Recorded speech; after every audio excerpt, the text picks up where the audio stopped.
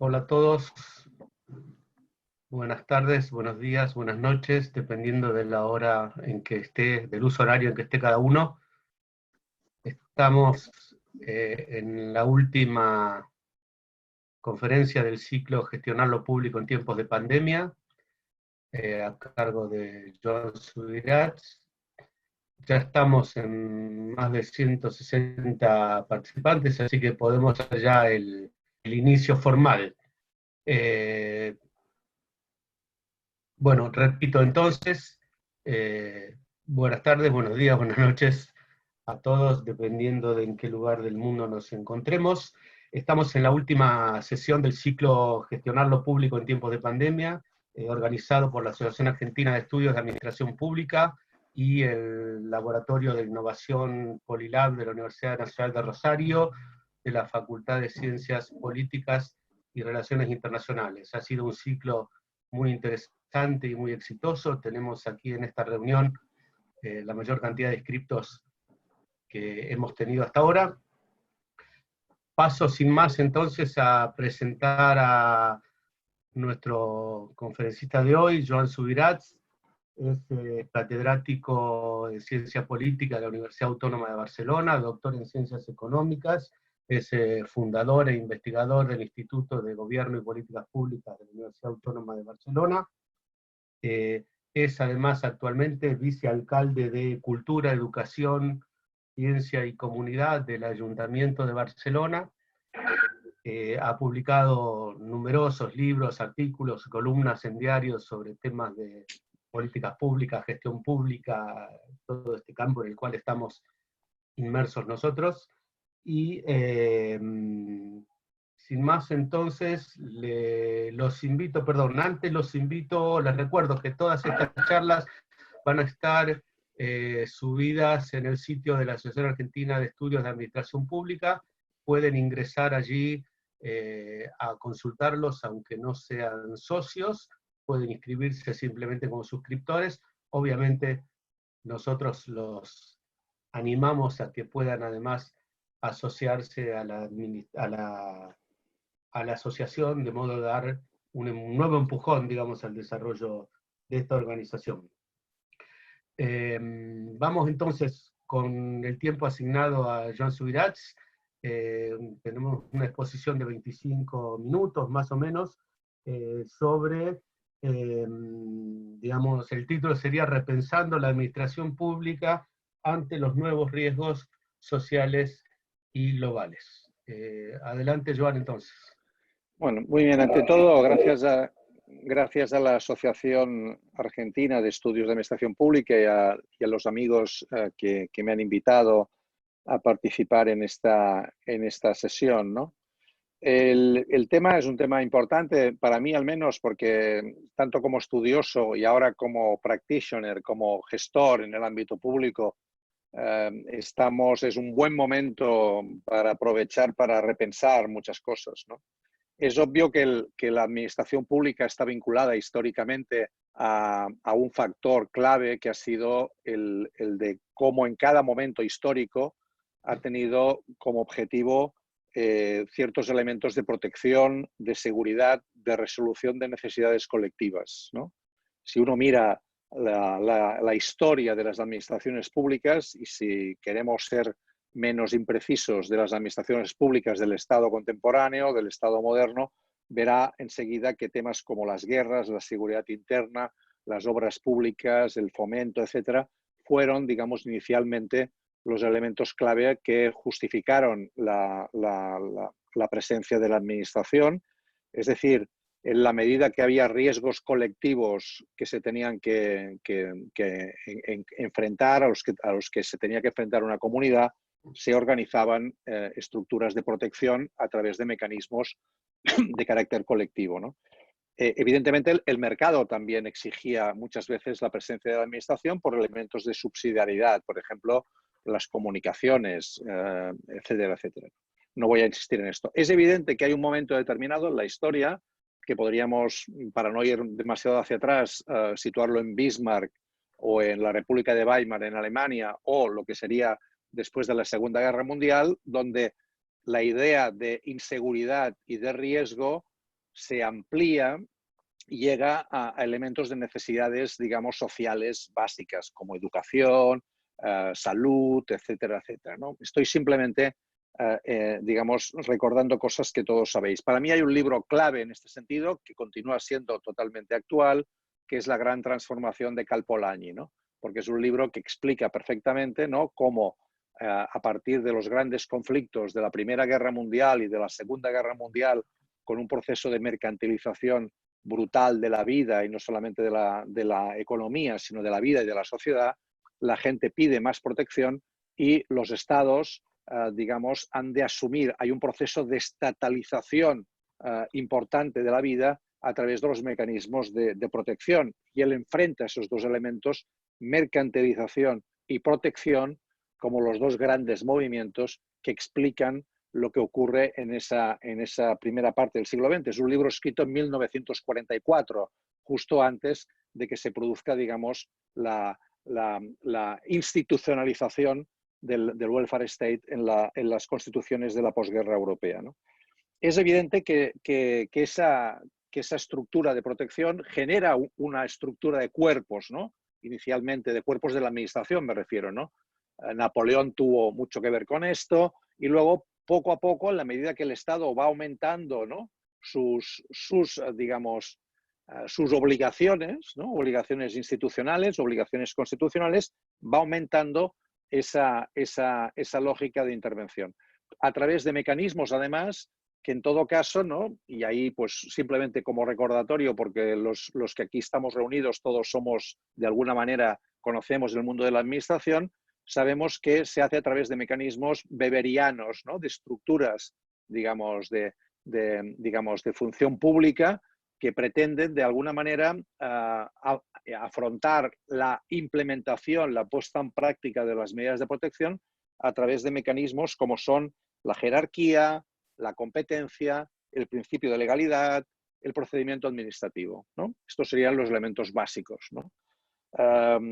Todos somos iguales ante la ley, y esa lógica de eficacia indiferente, ¿no?, que creo que caracteriza a la administración pública del siglo XIX y del siglo XX, esa idea de eficacia indiferente, ¿no? Es decir, independientemente, esto es en teoría, evidentemente, ¿no?, independientemente de quién gobierna, lo que tenemos que hacer es atender esas necesidades públicas. ¿Cuál es la relación entre política y administración? La política tiene una voluntad legitimadora, a través de los servicios y de la protección intenta legitimarse y recuperar hegemonía política.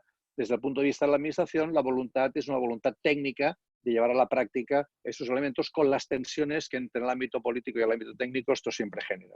¿Dónde estamos ahora y dónde colocamos el tema de la pandemia y del COVID en esta situación? Es decir, ¿cómo relacionamos riesgo y protección, ¿no?, que serían el hilo conductor sobre el cual estoy, digamos, presentando esta introducción en este momento, ¿no? Madeleine Albright, que fue la secretaria de Estado del presidente Clinton, hizo unas declaraciones de hace relativamente un tiempo que decía: tenemos problemas, dice, nos enfrentamos a problemas del siglo XXI con ideas del siglo XX y con instrumentos del siglo XIX. Creo que es un buen resumen, ¿no?, de muchas de las cosas en las que estamos en este cambio de época. Es decir, nos estamos enfrentando a problemas como la pandemia, que tienen, digamos, una configuración, una forma de presentarse ante nosotros que tiene muy poco que ver con los riesgos a los que nos enfrentábamos hace unos años. Y no solamente me refiero a la pandemia propiamente del COVID-19, sino, por ejemplo, a lo que es el tema de la emergencia climática, o lo que es, por ejemplo, la transformación que implica la existencia de plataformas digitales que superan en mucho aquello que Jelinek dijo que era el Estado, ¿no? Soberanía, población, territorio, ¿no? Las plataformas digitales pasan por encima de esas estructuras de frontera, de soberanía, y funcionan en todas partes, y podríamos dar muchos ejemplos en este sentido. Es decir, estamos ante problemas conectados globalmente, sobre los cuales la ciencia no tiene diagnósticos claros y precisos, porque a medida que aumenta el conocimiento científico, el nivel, a pesar de lo que podemos imaginar, a medida que aumenta el conocimiento científico, el nivel de incertidumbre aumenta. Es decir, no nos da respuestas unívocas la ciencia frente a muchos problemas, sino que precisamente sabemos perfectamente que la ciencia avanza sobre la capacidad de falsar los conocimientos previos. Y por lo tanto hay una constante, digamos, puesta en duda de los elementos que se consideraban asumidos como tales, ¿no? Estamos, por lo tanto, ante procesos de riesgo global, de un riesgo global simultáneo y sobre el cual no tenemos precedentes. Esto, digamos, es el diagnóstico más claro de incertidumbre radical en el que podríamos estar, ¿no? Y en esa situación de incertidumbre, lo que tenemos son ideas con las que operamos, que son ideas propias de otro momento. ¿Qué ideas son estas? Las propias del siglo XX, ¿no? Las ideas del crecimiento, del desarrollo, de la capacidad de que siempre estaremos mejorando en nuestras condiciones de vida, que el conocimiento y la ciencia nos van a resolver las dudas que tengamos y que es un problema básicamente técnico que vamos a aumentar. Cuando, en cambio, estamos ante riesgos vitales, ¿no?, que afectan a la estructura básica de la humanidad, ¿no? Por lo tanto, tenemos un problema, ¿no?, de una falta de adecuación de los paradigmas sobre los cuales hemos construido nuestras ideas colectivas, que se enfrentan a situaciones, ¿no?, a problemas sobre los cuales nuestra capacidad de operar no acaba de funcionar. No acaba de funcionar, no tenemos, cuando además estamos en un cambio tecnológico sin precedentes que pone en cuestión todas aquellas intermediaciones que no aportan valor, sobre las cuales te puedes saltar esa intermediación y generar otras dinámicas. Y la administración no deja de ser una estructura de intermediación también, ¿no? Instrumentos, ¿no? Hemos hablado de problemas, hemos hablado de paradigmas o de ideas, hablemos de instrumentos. ¿Qué instrumentos tenemos? El principio, ¿no?, la ley, la burocracia como elementos, es decir, operamos a través de procesos de una gran complejidad desde el punto de vista procedimental, porque todo el mundo quiere tener garantías y transparencia y capacidad de conocimiento sobre el tema. Al mismo tiempo, a través de unos instrumentos técnicos que son la función pública o la estructura de administraciones públicas, pensada también con una lógica de carga y de falta de agilidad, porque el punto de evaluación del funcionamiento de la administración no es su eficacia solo, sino sobre todo también el cumplimiento de los paradigmas y de los procedimientos pensados, y además sobre la base, que es la base sobre la que hemos ido operando históricamente, que es que los acuerdos entre las distintas facciones e ideas políticas se solucionan, y ese es un instrumento que hemos ido trabajando históricamente siempre, sobre la base del incremento del gasto público, ¿no?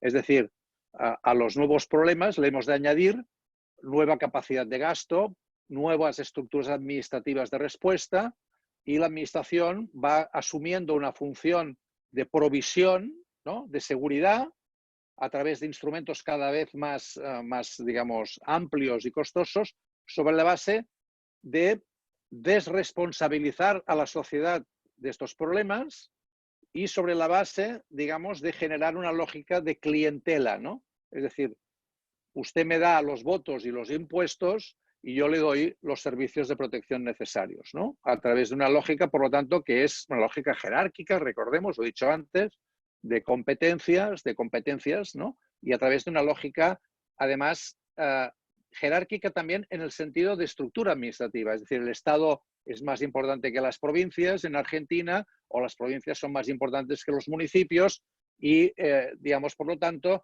una lógica de jerarquía también desde estructuras administrativas, que produce un fenómeno que cualquiera le podría sorprender, que es que donde hay más información hay menos poder, y donde hay más poder hay menos información, ¿no? Es decir, que esa estructura jerárquica lo que hace es que en el sitio donde se sabe más qué está ocurriendo sobre el terreno es donde hay menos capacidad de poder. Y en cambio, la jerarquía lo que hace es reforzar las estructuras centrales en este tema, ¿no? Claro, aquí necesitamos, por lo tanto, ante nuevos problemas, nuevos paradigmas y nuevos instrumentos. Esta sería un poco la hipótesis, pero en cambio, las organizaciones han sido pensadas, creadas y estructuradas en base a los problemas que tenían que resolver. Han cambiado los problemas, pero no han cambiado las organizaciones. Es decir, ¿cómo podemos enfrentarnos a este nuevo tipo de problemas que tenemos planteados? Necesitaríamos una lógica mucho más multiescalar. ¿Qué es lo que ha pasado con la pandemia? El reforzamiento básicamente de las estructuras estatales de respuesta, ¿no? Es decir, los estados han reaparecido. ¿Por qué? Porque responden a los sistemas de protección que estaban pensados, ¿no? Los sistemas de protección básicamente son de carácter estatal. Incluso en Europa, la Unión Europea en absoluto ha creado un sistema de protección social europeo. Son sistemas de protección nacional. Y en el momento en que se quiso crear un sistema de protección, digamos, más europeo, hubo la resistencia de los países que consideraban que cada pacto nacional tenía que tener su propia lógica y respondía a su propia historia. Por lo tanto, no hay estructuras de protección supraestatal, ¿no? La lógica es estatal, pero resulta que el mercado es global. La pandemia es global, la comunicación es global, la opinión pública cada vez es más global y el benchmarking, que ahora estamos constantemente utilizando, ¿qué ha hecho Italia sobre esto? ¿Qué ha hecho Suecia sobre esto? ¿Qué ha hecho China? ¿Qué está pasando con los cines en Shanghái?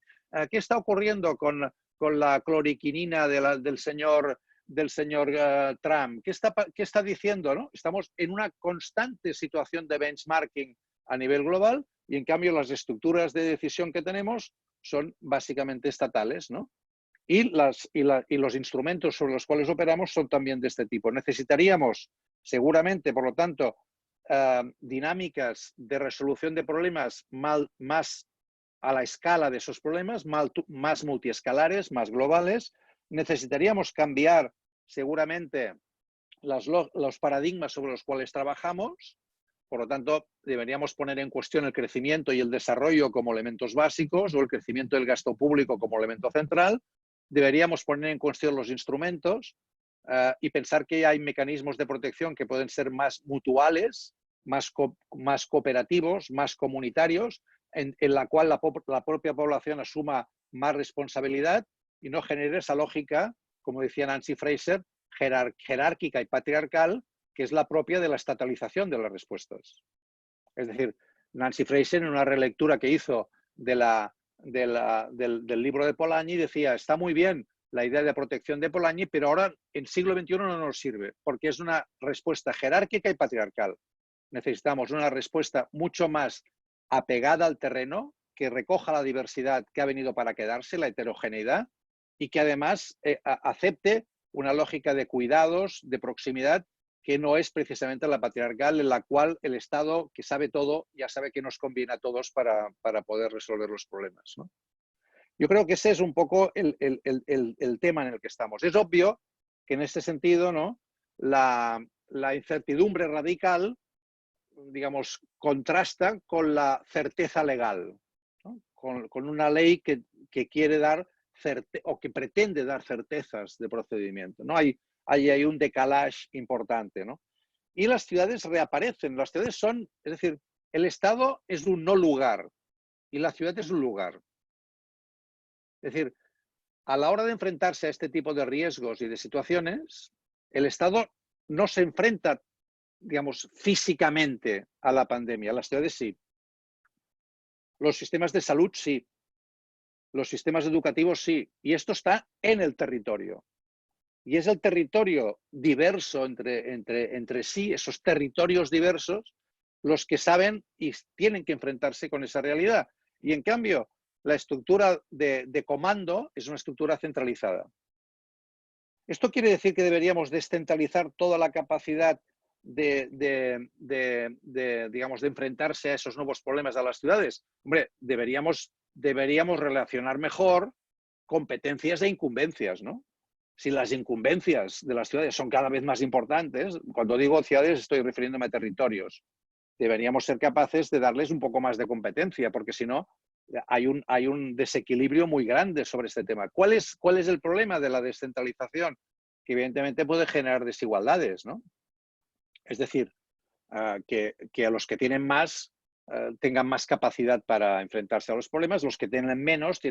Por lo tanto, no todo tiene que ser descentralizado. El Estado tiene que mantener una lógica de redistribución necesaria para mantener una equidad en el conjunto del no lugar, que es la nación, ¿no? En que el Estado tiene esa capacidad de redistribución, pero dando mucha más confianza a la proximidad para enfrentarse a ese tipo de problemas. ¿Cuál es el otro elemento clave también en una pandemia y en otros muchos temas? Los datos, la capacidad de acumular los datos y trabajar con esos datos con una lógica de análisis, de planificación y de evaluación. Por lo tanto, no todo tiene que estar descentralizado, pero mucho más tiene que estar descentralizado en esa lógica multiescalar en la que estoy digamos, trabajando, ¿no? Es decir, tenemos mucha incidencia en los territorios, poca competencia de esos territorios, ¿no? Y hay con una pretensión que parece venir del enciclopedismo francés, que es que el centro de decisión sí que sabe, ¿no? Y que la acumulación de poder en el centro nos va a resolver muchos de los problemas que en cambio exigirían una lógica mucho más de cercanía, ¿no? Es decir, y voy acabando, yo creo que tenemos ante el proceso de problemas del siglo XXI, ante procesos de incertidumbre radical, ante procesos que tienen una gran complejidad y que articulan muchos elementos, ¿no? De dónde ha venido la transmisión del coronavirus, qué ha pasado con las lógicas de desarrollo a ultranza, cómo está modificándose la conexión del hombre con la naturaleza, cómo está cambiando, es decir, esos elementos que son como muy fundamentales, ¿no? de estructura, digamos, de riesgo vital de la humanidad, ¿cómo nos podemos enfrentar a esto? Que son sistemas complejos desde lógicas simplificadoras de decisión, ¿no? Necesitamos, digamos, dar respuestas complejas a problemas complejos, no dar respuestas simplificadoras a problemas complejos, ¿no? Esto exige para mí pasar de una lógica jerárquica y patriarcal a una lógica mucho más multiescalar, a una lógica de trabajo en red, que parta de la hipótesis de la interdependencia entre espacios de decisión y espacios de protección. Es decir, que partir de una hipótesis más modesta, que es yo solo no puedo, sino que tengo que trabajar con otros, y por tanto la lógica jerárquica tradicional de la administración es una lógica que no me sirve a la hora de enfrentarse a este problema. Es decir, fijémonos en una frase, si queréis, un poco para ir acabando, digamos. Seguramente la solución está en el problema. ¿Qué quiere decir esto? Que parece enigmático, ¿no? Bueno, yo me acuerdo muy bien que cuando en Barcelona empezábamos a enfrentarnos a mediados de marzo a la pandemia, al estallido de la pandemia, fue clave para nosotros el relacionarnos con una organización como Médicos Sin Fronteras, que estaba acostumbrado a resolver problemas de riesgo desde el problema.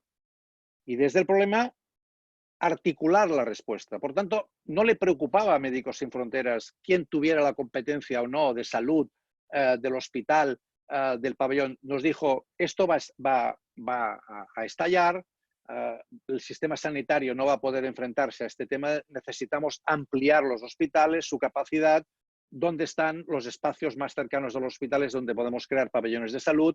A mí me da igual, no, dónde está el dinero, traigan camas, habiliten esto. Es decir, la solución estaba en el problema. Desde el problema es desde el que podías construir la solución, no desde la jerarquía ni desde la competencia, ¿no? Yo creo que esta es una idea importante, ¿no?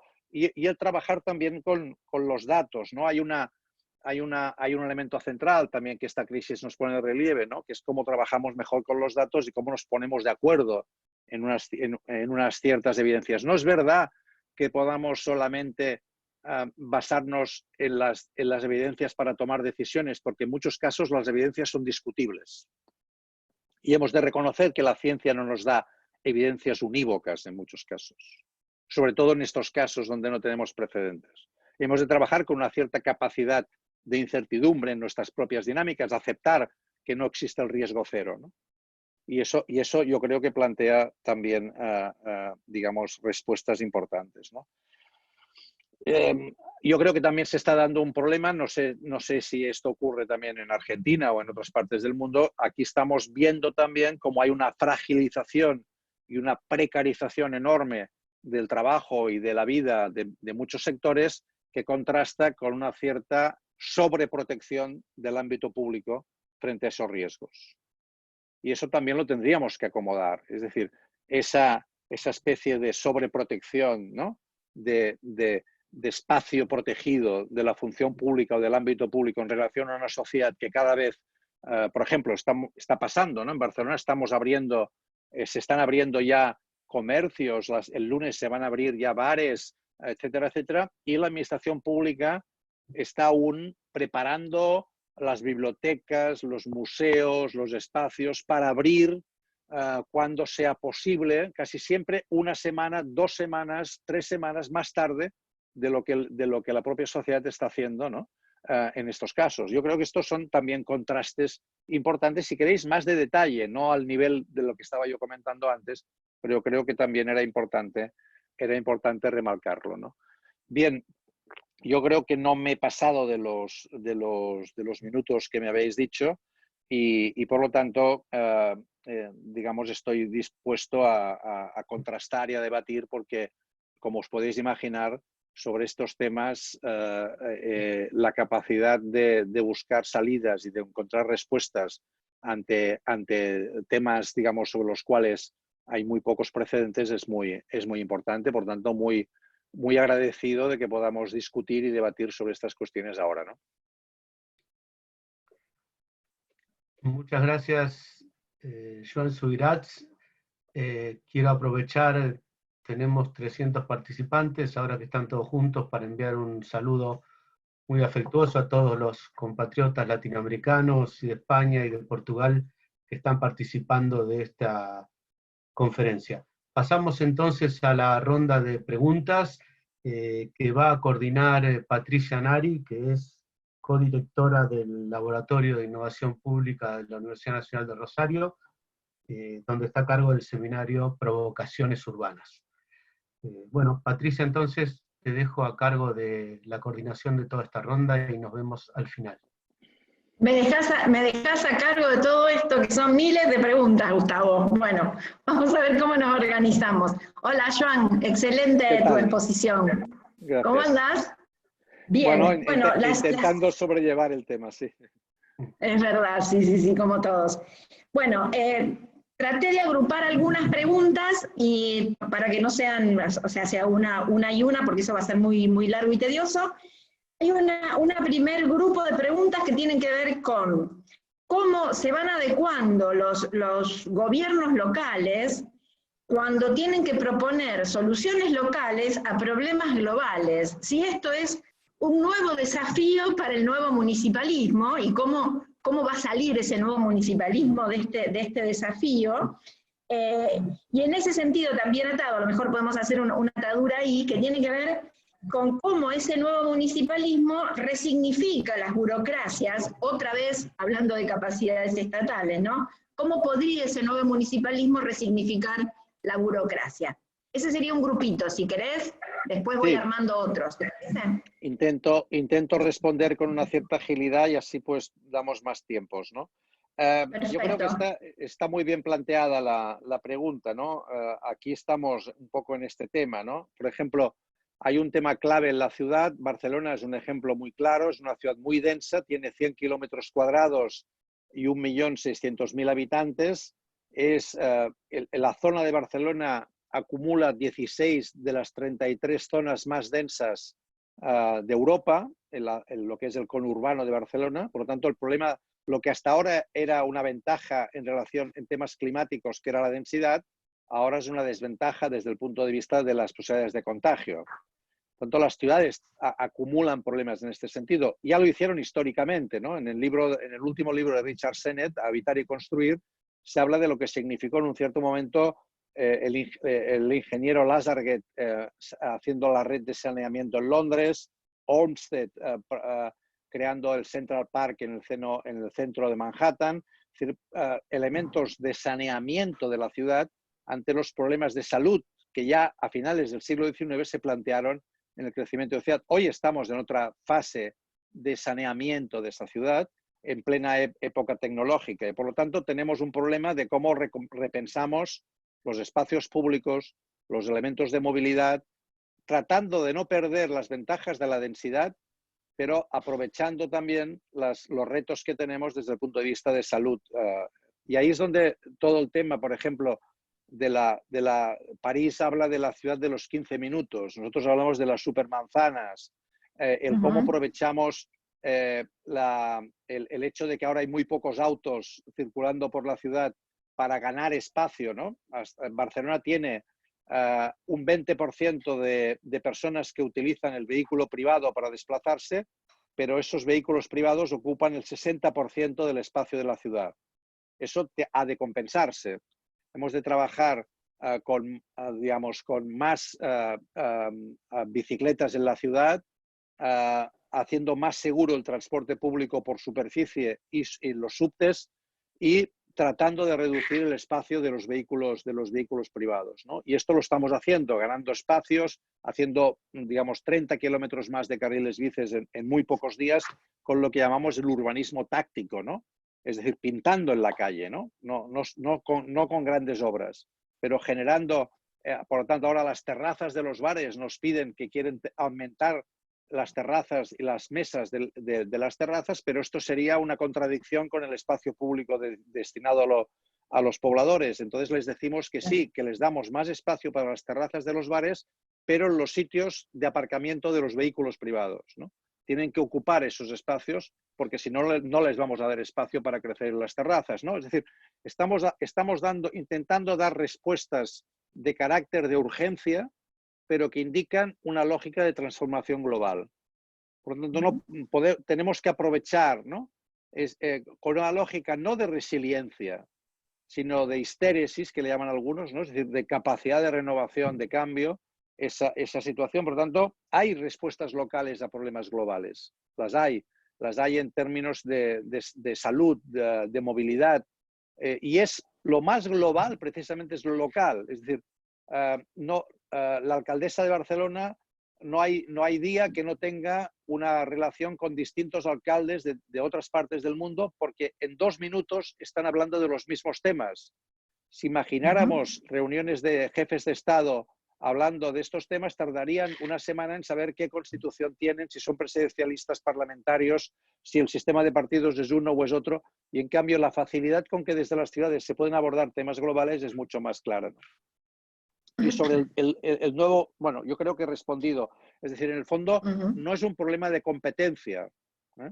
Es un problema de voluntad política de asumir desde lo local los retos globales en un sentido transformador. Otro grupo de preguntas tiene que ver con las organizaciones sociales, ¿no? Que también en esta pandemia develó esto. Bueno, ¿será que el Estado no está haciendo todo bien? ¿Será que el mercado obviamente no hace todo bien? Bueno, ¿no es el momento de empezar como a organizar a todo ese gran sector de sociedad civil, dicen por acá? Y si es esto, digamos, si se empodera a ese sector para todos estos temas de gestión pública, ¿cuál es el lugar que se le deja a los expertos, por ejemplo? Sí, bien, yo creo que esto también son temas importantes, ¿no? Es decir, es cierto que lo público hemos tendido, ¿no? En esa lógica de problemas del siglo XXI, ideas del siglo XX e instrumentos del siglo XIX, hemos ido cayendo en la tentación de confundir lo público con lo institucional. Y lo público es la capacidad colectiva de enfrentarse a problemas comunes que tenemos, ¿no? Y esa capacidad colectiva puede ser o no institucional, puede ser también basada en la lógica. Por ejemplo, el anarcosindicalismo catalán de principios del siglo XX no disponía de sistemas de protección estatal, porque el Estado no asumía esos riesgos. ¿Qué hicieron? Una lógica mutualista, básicamente, ¿no? Es decir, de relacionarse entre ellos y crear sistemas de protección compartidos que les permitieran asumir los riesgos que tenían planteados, ¿no? Yo recuerdo, por ejemplo, que me sorprendió en Copenhague, en Dinamarca, constatar que había habido hace años más de un 50% de vivienda pública y que ahora solamente quedaba el 33%. Y pregunté cuál era el problema. Y dijeron, no, es que ha habido un gobierno de derechas en Copenhague que ha privatizado toda la vivienda pública que teníamos. Y digo, ¿y ese 33%? Dice, ese 33% no lo ha podido privatizar porque es de las cooperativas. O sea, las cooperativas defienden un porcentaje importantísimo de vivienda pública en Copenhague y en otras partes de Europa, basada en la capacidad que tuvieron históricamente de defender, ¿no?, sus necesidades básicas, en este caso la vivienda, desde una lógica comunitaria, desde una lógica social, no pensando que el tema lo iban a resolver desde el Estado, porque no, digamos, el Estado tenía otras lógicas, en muchos casos contradictoria, ¿no? Entonces, ¿cómo recuperamos esa dimensión de lo público y cómo desde lo institucional, en este caso del Ayuntamiento de Barcelona, por ejemplo, defendemos o no la existencia de un patrimonio ciudadano, damos, digamos, más espacio para que esas entidades de lo colectivo asuman esas responsabilidades, que no es solamente más poder, es también más responsabilidad, ¿no? Y de alguna manera conseguir que quizá lo público no institucional acabe siendo más resiliente desde el punto de vista de defensa de lo común que lo específicamente público institucional, ¿no? Ese es un tema importante. El papel de los expertos, yo diría que también es clave, porque en muchos casos las entidades, cuando se relacionan con las administraciones, hay una desigualdad de expertise, ¿no?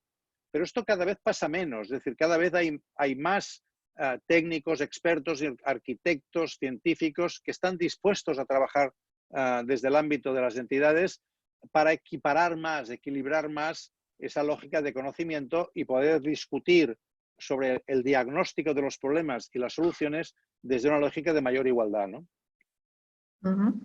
Bien.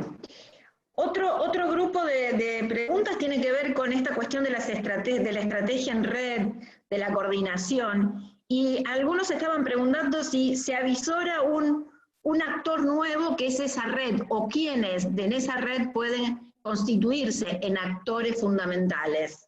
¿Quiénes podrían ser los actores nodo de esa red, no? Sí, aquí hay un tema... Dime. No, que después podés responder eso. Y el otro paquete, que después quedan otro, pero otro grupo de preguntas tiene que ver con la cuestión de los recursos, básicamente los recursos económicos. Cómo afrontar en esta situación estas cuestiones de los cuidados y de la salud y de toda esta época de pandemia, y cómo se generan más recursos, de dónde salen los recursos para la post-pandemia, ¿no? Dos paquetazos. Sí. A ver, los dos están relacionados, ¿no? O sea, la idea, por ejemplo, cojamos para no hablar en genérico, ¿no? Tomemos un tema, por ejemplo, que ha sido un tema muy grave en España y en Italia también, de un sector muy afectado por la pandemia, que ha sido la gente mayor, sobre todo la gente en residencias, ¿no? Este ha sido un tema gravísimo, ¿no? Y que corresponde a una evolución en el tiempo, ¿no? Históricamente las personas mayores iban envejeciendo en las familias e iban manteniendo, sobre todo en el ámbito rural, labores más, digamos, propias de su edad y de su experiencia, e iban acompasando su vejez con una posición distinta en la familia y en la estructura de red familiar o más bien de familias amplias. En la medida en que la industrialización empezó y fue cambiando el sistema de relaciones también en la estructura familiar, hubo esa pérdida de vínculo familiar. Hay un problema también de concentración en la mujer de las labores de cuidado, y las personas mayores empezaron a ser desatendidas, y entonces se pensó en una lógica de institucionalización del cuidado para personas mayores, ¿no? Las residencias son la respuesta institucional a las carencias sociales y comunitarias en relación a este tema. Esa concentración en residencia, que al principio era bastante episódica, ahora es mucho mayor. Es decir, primero porque la gente vive más años, ¿no? Estamos en la época en que Bismarck fijó la edad de jubilación en 65 años, que era en Prusia en 1889, la esperanza de vida era en 45 años en Prusia. Tanto el señor Bismarck estaba encantado de hablar de la jubilación porque llegaba un porcentaje que era del 13% de la población. Ahora estamos en porcentajes en España de esperanza de vida de los 85 años, ¿no? Entonces, cada vez hay más un problema de qué pasa con las personas mayores cuando empieza a aumentar su dependencia, ¿no? Y entonces las residencias aparecían como una respuesta institucionalizadora. Hemos visto ahora la gravedad de ese tema, ¿no? Porque hay una lógica digamos, de aparcamiento, digamos, de almacén de personas mayores que no tienen la capacidad de atención necesaria en cada momento, ¿no? En otros países, por ejemplo en Dinamarca o en los países nórdicos, hace ya unos años que prohibieron las residencias. Entonces, ¿qué pasa con las personas mayores? Tienen que mantenerse en su hábitat habitual y los cuidados se reciben en el domicilio. Y por lo tanto hay una red de servicios para atender a esas personas en el domicilio. A medida que las personas se hacen más dependientes y necesitan más cuidados, van agrupando a esas personas en apartamentos, en pisos, en viviendas, donde reciben servicios ya más acorde con su dependencia. Y lo que no hay, por tanto, son unidades pequeñas vinculadas a los hábitats urbanos tradicionales donde esas personas vivían y no se genera ese proceso de desarraigo que se produce en la residencia. Esto tiene que ver, por ejemplo, nosotros cómo abordamos este tema en Barcelona, desde una lógica que es en red. Es decir, pensemos en cómo en las supermanzanas del ensanche de Barcelona no solamente cortamos el tráfico en las zonas centrales de esa supermanzana, sino creamos una supermanzana social en la cual tenemos detectados en esas 9 manzanas de la ciudad cuántas personas mayores viven, acercamos los servicios de atención y de cuidados a esa zona, les damos autonomía para que trabajen en esa parte de la ciudad, en esa isla social, por así decirlo. Buscamos unos bajos en esa zona donde se pueda crear un espacio cultural o un espacio de comedor para esas personas y tratamos de mantener esa lógica de cuidados atendiendo la lógica comunitaria con la lógica institucional, con la lógica familiar, ¿no? Y trabajando desde la proximidad. Esto yo creo que es una forma de intentar plantear el problema que es más cercana y dicen los expertos que más económicamente, ¿no? Es más económica que no el seguir insistiendo en lógicas institucionales. Tiene más calidad de vida, responde más a las necesidades de las personas y puede estructurarse con una lógica social, comunitaria e institucional más clave. Yo creo que esa idea, ¿no? de cómo trabajamos de otra manera los recursos que tenemos, ¿no? Por ejemplo, no sé qué ocurre en Argentina, pero aquí, digamos, los aspectos de salud son universales, pero los aspectos de cuidados del ámbito social depende del nivel de renta, de tal manera que, digamos, a una persona mayor de 80 años la pueden operar con el corazón abierto y gastarse todo el dinero para intentar, digamos, mantener su calidad de vida unos años, pero luego cuando llega a casa no hay nadie que lo cuide y se cae de la cama y se rompe el fémur porque todo el gasto que se hizo en salud no hay una cosa parecida, no hay un ámbito parecido en el ámbito social. Yo creo que, digamos, hemos de trabajar más con lógicas sociosanitarias, ¿no? Entendiendo que la parte de cuidados que hemos ido, ¿no? Se parte de esa hipótesis que en España históricamente se decía que el cariño no tiene precio. El cariño sí que tiene precio, ¿no? Los cuidados tienen precio y se tiene que trabajar con esa lógica. Lo estamos aprendiendo con la pandemia. Los elementos de cuidado son elementos claves de la ciudad, de la sociedad. Y hemos de atenderlos digamos, con el nivel que se requiere y, en cambio, han sido siempre vistos como una lógica femenina, precarizada, desatendida y con una lógica de proximidad, digamos, que no tiene la necesidad social que aparentemente le damos, porque siempre primamos mucho la familia cuando hablamos, pero la práctica no es así. Bien. Otras preguntas tienen que ver con si estos episodios extraordinarios o estas situaciones extraordinarias como la pandemia, por ejemplo, pueden ser un elemento que movilice y sea positivo para cambiar la cultura de las organizaciones. O, en definitiva, también cómo se puede aprovechar esta situación extraordinaria para impulsar el cambio en la cultura organizacional. Y ahí atado también pensando en cómo se pueden transformar o modificar las capacidades estatales, ¿no? Cómo mejorar esas capacidades estatales que siempre hablamos de que siempre falta algo y que nunca están a la altura de los conflictos. Sí, yo creo que este es un tema muy importante, el de la cultura organizativa, porque tenemos organizaciones pensadas para resolver problemas y cuando lo cambian esos problemas, necesitamos que las organizaciones cambien, no tenemos los skills, ¿no? Las habilidades ni las capacidades para hacerlo, ¿no? Es decir, nosotros tenemos, por ejemplo, ahora un problema grave en la ciudad de Barcelona, que tenemos un museo, que es un museo de los que ha sido siempre más famoso en la ciudad, que es el Museo Picasso, con 1 millón de visitantes al año, y que ahora está en una situación muy crítica. ¿Por qué? Porque en cambio era un museo súper rentable, sin ningún problema, pero el tema es que ahora, digamos, ese museo recibía el 95% de sus visitas eran turistas extranjeros. Lo más probable es que en los próximos año y medio o 2 años, el nivel de turismo que tenía la ciudad de Barcelona va a caer en picado. Por lo tanto, el Museo Picasso ha de repensarse, ¿no? Pero en cambio tenemos una organización del museo pensada en clave de los visitantes que recibía, del tipo de visita que había, y por lo tanto, por ejemplo, los servicios educativos del museo pues han sido muy poco significativos, cuando en cambio ahora, en la lógica en la cual estamos entrando, la relación entre museos y servicios educativos, sistema educativos, etcétera, etcétera, sería clave.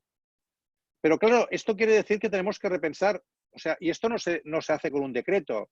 El Museo Picasso a partir de ahora tendrá una voluntad educativa. Necesitamos los conocimientos, las personas, las estructuras pensadas para ello. Y esto exige un replanteamiento muy grande de toda la organización, ¿no? Pongo este ejemplo para que se vea que no es un problema solamente retórico, el del cambio organizativo. Es un tema mucho más de fondo. Y esto pasa también con el tema del teletrabajo o el tema digital, ¿no? Es decir, en muchos casos lo que no podemos hacer es pensar que Internet o el tema digital es un martillo nuevo que nos han dado para picar los clavos de siempre. Es otra sociedad. Por lo tanto, no podemos simplemente incorporar lo digital en lo que ya hacíamos, ¿no? Bueno, ahora antes hacíamos el trámite administrativo escribiendo a máquina, ahora lo haremos en el ordenador. No, lo que usted tiene que pensar es si puede evitar ese trámite administrativo utilizando Internet y no pidiendo a la gente documentación que usted ya tiene, digamos, ¿no? No hagamos redundante este tema, ¿no? Es decir, busquemos unas fórmulas en las cuales, claro, en muchos casos, detrás de esos pequeños problemas hay dramas humanos también. Hay personas que pueden perder su trabajo y que no están también, que no tienen las capacidades necesarias para pensar, para ser útiles en este nuevo escenario, ¿no? Por lo tanto, un cambio de época exige muchos cambios adaptativos importantes, ¿no? Y lo de las capacidades estatales, yo creo que la transformación de esas capacidades es importante también y ahí seguramente tenemos también problemas. Antes lo comentaba cuando hablaba de los cuerpos de Napoleón, ¿no? Napoleón pensó en unos cuerpos técnicos pensados para el momento y ahora tenemos, digamos, unas necesidades que son bastante distintas. Necesitamos reforzar, por ejemplo, muchísimo más los elementos de ciencia. No podemos seguir separando educación y cultura. Tienen que estar mucho más articulados, ¿no? Es decir, una de las cosas más graves para mí es cómo transformamos la lógica de las competencias, ¿no? De la estructura competencial, ¿no? Antes cuando comentaba la solución está en el problema, es porque si se parte del problema, la distribución por competencias pierde sentido, ¿no? ¿Cómo hemos resuelto históricamente ese problema en la administración? Creando una reunión de coordinación. Es lo típico. Vamos a hacer una comisión de coordinación. La comisión de coordinación normalmente sirve para constatar que todo el mundo tiene objetivos distintos. Cuando la gente tiene objetivos parecidos, no hace falta la coordinación. La coordinación, es decir, es desde el problema donde se puede dar la coordinación. Porque si hacemos una comisión de coordinación para constatar que cada uno quiere una cosa distinta y que responde a su padre y a su madre, pues entonces no hay manera de avanzar, ¿no? Entonces, digamos, la lógica de gestión en red trabaja sobre la hipótesis de que juntos tenemos un problema y juntos lo hemos de resolver. Y eso es una transformación muy importante. Estamos acostumbrados a no, esto no es de mi campo. Vaya usted a educación, ¿no? Esto no es cultura, esto... Ahora tenemos un problema en Barcelona terrible porque, claro, estamos planteando procesos de cómo nos enfrentamos a la situación post-COVID pero, digamos, hay muchas cosas de cultura que son de economía, hay cosas de cultura que son de educación, hay cosas de cultura que son sociales y necesitamos trabajar en red con una lógica de interdependencia. No podemos seguir trabajando con lógicas competenciales, ¿no? Y esto es una transformación muy importante de esas capacidades estatales que siguen siendo importantísimas, ¿eh? No estoy negando que el Estado es un instrumento de protección central, ¿no? Antes de cambiar rápidamente de tema, porque vos hablaste recién del museo Picasso, y hay algunas preguntas vinculadas al turismo, por el sentido de que cómo ves vos ciudades turísticas, como Barcelona u otra cantidad, cómo van a redefinir su estrategia turística a partir de este tema del coronavirus, ¿no? Hay varias preguntas sobre el turismo. Sí, bien, este es un tema gravísimo para nosotros. Claro, recibimos 14 millones de personas al año en Barcelona, ¿no? Y es más o menos el 20% del PIB de la ciudad, ¿no? Por lo tanto, este tema va a ser grave. Tenemos que reorientar, es decir, ahí se ha demostrado la fragilidad que tenía el elemento turístico como elemento básico nuestro, ¿no? Había dos pilares, ¿no? Barcelona no solamente es una ciudad de turismo, es una ciudad de visitantes, ¿no? Los visitantes también venían para ferias comerciales, para grandes eventos comerciales que había en la ciudad, que siguen habiendo en la ciudad. Lo que hemos de repensar es en cómo conectamos esos eventos internacionales con bases más sólidas, ¿no? Que tienen que ser básicamente tecnológicas y científicas, ¿no? Barcelona es un polo muy importante de biogenética y de biomedicina. Hay elementos también muy importantes en el tema tecnológico, en los videojuegos, etcétera. Esos son elementos que tenemos que reforzar y pensar más en términos de turismo de proximidad, de turismo nacional, de turismo local, repensando las lógicas de visitantes y repensando también, por ejemplo, es evidente que en los 2 meses de confinamiento, de golpe y porrazo, muchísimos de los apartamentos que estaban ofrecidos para Airbnb han pasado al mercado de alquiler. Y los mercados de alquiler han comenzado a bajar los precios. Porque, lógicamente, la gente ya no tiene turistas a los cuales alquilar el apartamento de Airbnb. Esto va a ser una mejora desde el punto de vista de gentrificación de la ciudad, de conseguir que haya más espacios de alquiler. Por lo tanto, lo que es contradictorio desde un cierto punto de vista, lo que es, digamos, negativo desde un cierto punto de vista, puede ser positivo desde otro punto de vista. Podemos recuperar espacios como la Sagrada Familia o el Parque Güell, que eran terrenos, digamos, vedados para los locales, ¿no? O las Ramblas, ¿no? Las Ramblas, que eran un espacio que la ciudad había perdido ya, ¿no? Era un espacio donde solamente había turistas, ¿no? Por lo tanto, esto puede permitir unos procesos de cambio significativo que tenga también su parte positiva, lógicamente, ¿no? Buscando esa oportunidad también en el problema que tenemos, ¿no? Bueno, tengo dos últimas preguntitas, que no son preguntitas, sino son preguntas.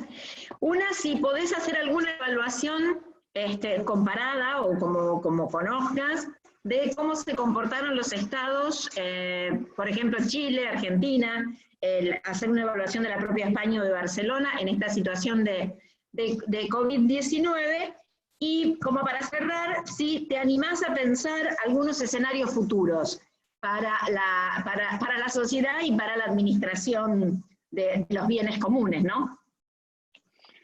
Sí, sobre la primera pregunta me faltan datos y no quisiera tampoco, digamos, equivocarme, ¿no? Es decir, yo, por lo que he ido viendo, la reacción del gobierno argentino fue una reacción muy rápida y que yo creo que con una lógica anticipatoria que fue muy valorada, digamos, desde España, ¿no? Es en el sentido de buscar, ¿no? Una respuesta. No espera, o sea, contrasta, por ejemplo, con Brasil, etcétera, etcétera, ¿no? Y en ese sentido, la sensación fue que había habido una reacción importante, porque sigue habiendo, ¿no? En los noticiarios y tal, van apareciendo las zonas del conurbano pues más vulnerables, cómo se enfrentan a los problemas de alimentación, y por tanto hay un seguimiento de alguna manera de estos temas, pero en general también se ha destacado el nivel, digamos, de relativa unidad política que ha habido en estos temas, ¿no? En Argentina, que ha sido, al menos la impresión, que era, digamos, que es poco usual, ¿no?, en la tradición política argentina, y que en ese sentido parecía como una respuesta positiva, ¿no?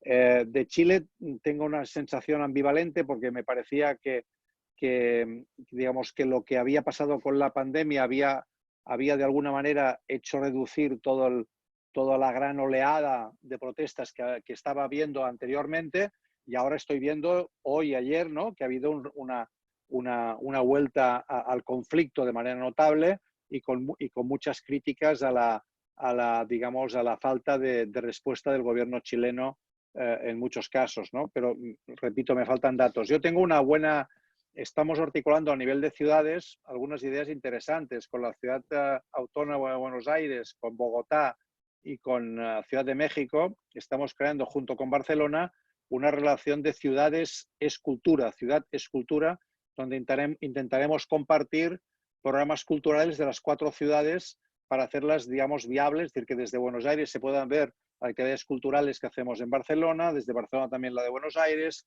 Bogotá y Ciudad de México. Y estas son iniciativas que surgieron del contacto que habíamos ido creando, y que son positivas en el sentido de que está poniendo de relieve que quizá lo que hoy mismo estamos haciendo pone de relieve que estamos saltándonos, ¿no?, muchas barreras que antes planteaba la lejanía, ¿no?, y que tecnológicamente ahora lo hace mucho más factible. Yo creo que vamos a ver, y nosotros desde Barcelona estamos muy dispuestos a ello, vamos a ver muchos más contactos entre América Latina y España, y entre Barcelona y las ciudades de América Latina, en el sentido de buscar también nuevos espacios de relación, ¿no?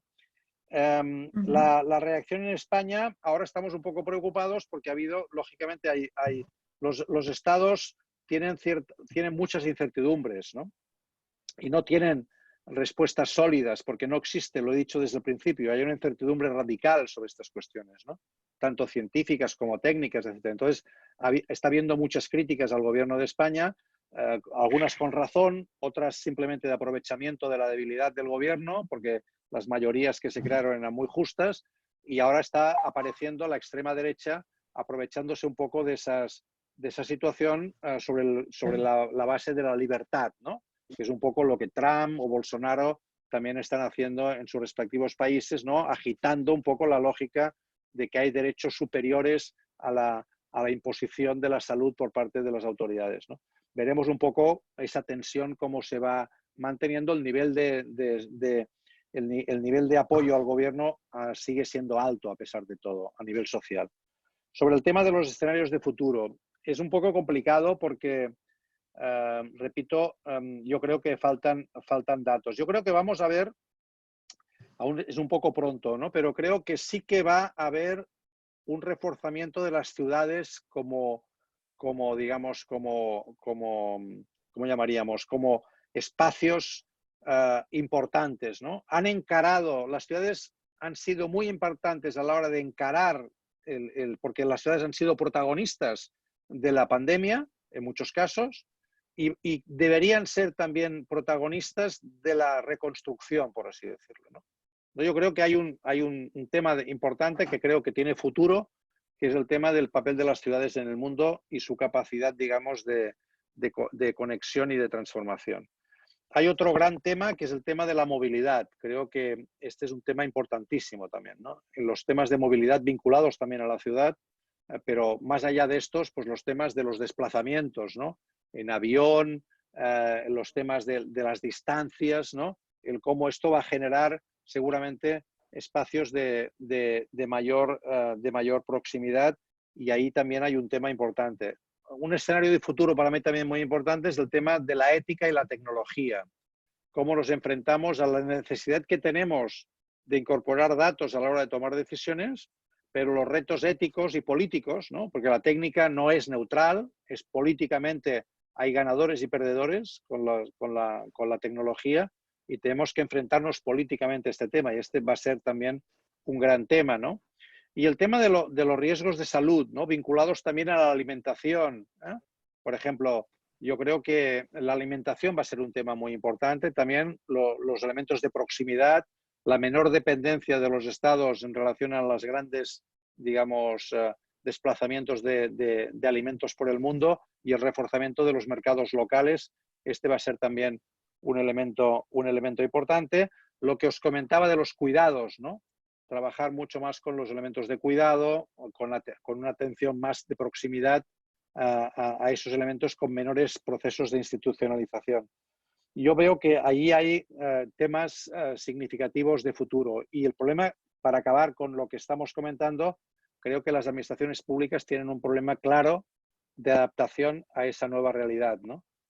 Y no es sencillo, ¿eh? No es sencillo porque las inercias y las resistencias, digamos, van a ser muchas, pero los instrumentos que tenemos desde el punto de vista de las administraciones no están adecuados en relación a los problemas y a las necesidades que tenemos, repito, con esa lógica jerárquica, patriarcal, de competencia, de segmentación. Yo creo que esos son temas claramente contradictorios con la realidad en la que estamos, ¿no?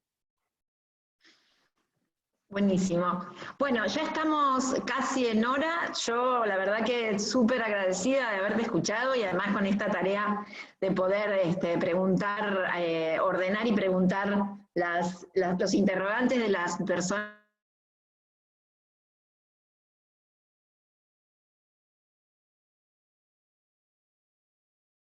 Hemos perdido a esta reunión. He perdido el final, Patricia, de tu intervención, pero... No, decía que había sido un placer escucharte, había sido un placer funcionar como ordenadora de los interrogantes de los oyentes, de nuestros compañeros, y que le daba el pase a Gustavo para que cierre esta jornada. Un abrazo, Joan. Gracias, Patri. Bueno, gracias, Joan. Reitero un agradecimiento y además tu voluntad de estar siempre dispuesto para cuando te convocamos a aportar a nuestras inquisiciones. Bueno, también agradecer a todos quienes han participado, quienes se han apuntado, digamos, a este ciclo de charlas que hemos organizado entre el Laboratorio de Innovación Pública de la Universidad Nacional de Rosario, de aquí de Argentina, y la Asociación Argentina de Estudios de Administración Pública. Hemos también aprendido, digamos, como organización, a llevar adelante, a llevar adelante este tipo de reuniones, ¿no? En algunos casos hasta es más simple, parece, al menos la cantidad de reuniones que se están generalizando todo el tiempo, nos están dando una idea, ¿no? Así que a todos los amigos de Latinoamérica, Iberoamérica, España, Portugal, etcétera, muchísimas gracias por haber participado de estos foros. No los abandonaremos, seguiremos haciendo o pensando otras instancias en las cuales sigamos discutiendo los temas de administración pública e innovación, que son los que nos interesan. Reitero, los invito a ingresar por la página de la Asociación Argentina de Estudios de Administración Pública. Allí están todas las charlas del foro subidas, y bueno, y seguir el contacto por esos medios. Gracias, Joan Subirats, nuevamente, gracias a todos, y nos vemos en la próxima oportunidad. Muy bien. Hasta luego. Gracias.